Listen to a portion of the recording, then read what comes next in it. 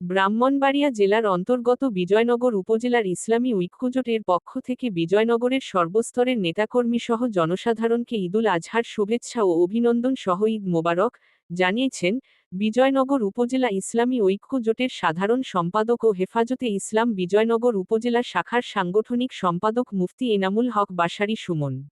মুফতি এনামুল হক বাশারী সুমন নাম নয় যেন একটি প্রতিভা, তিনি বিগত দিনে বিভিন্ন সময়ে বিভিন্ন মাদ্রাসার গুরুত্বপূর্ণ দায়িত্ব পালন করেছেন। পবিত্র ঈদুল আজহার শুভেচ্ছা ও অভিনন্দন বার্তায় মুফতি এনামুল হক বাশারী সুমন বলেন, বিজয়নগর উপজেলার সকল ইউনিয়ন ও ওয়ার্ড পর্যায়ের নেতাকর্মী ও সমর্থকদের জানাই পবিত্র ঈদুল আজহার আন্তরিক শুভেচ্ছা ও ঈদ মোবারক। ঈদুল আজহা সবার জীবনে বয়ে আনুক অনাবিল সুখ, শান্তি ও সমৃদ্ধি। ঈদুল আজহা আমাদের ধনী দরিদ্রের ভেদাভেদ ভুলে গিয়ে সকল মানুষকে এক কাতারে দাঁড়ানোর শিক্ষা দেয়।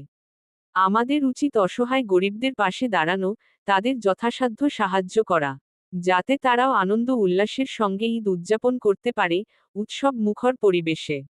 তিনি হলেন বিজয়নগর উপজেলার চম্পকনগর ইউনিয়নের পেটুয়াজুড়ি গ্রামের ঐতিহ্যবাহী মোল্লাবাড়ির সম্ভ্রান্ত মুসলিম পরিবারের চম্পকনগর স্কুল এন্ড কলেজের সাবেক অধ্যক্ষ মরহুম আবুল বাশারের চতুর্থ ছেলে হাফেজ মাওলানা মুফতি এনামুল হক বাশারী সুমন।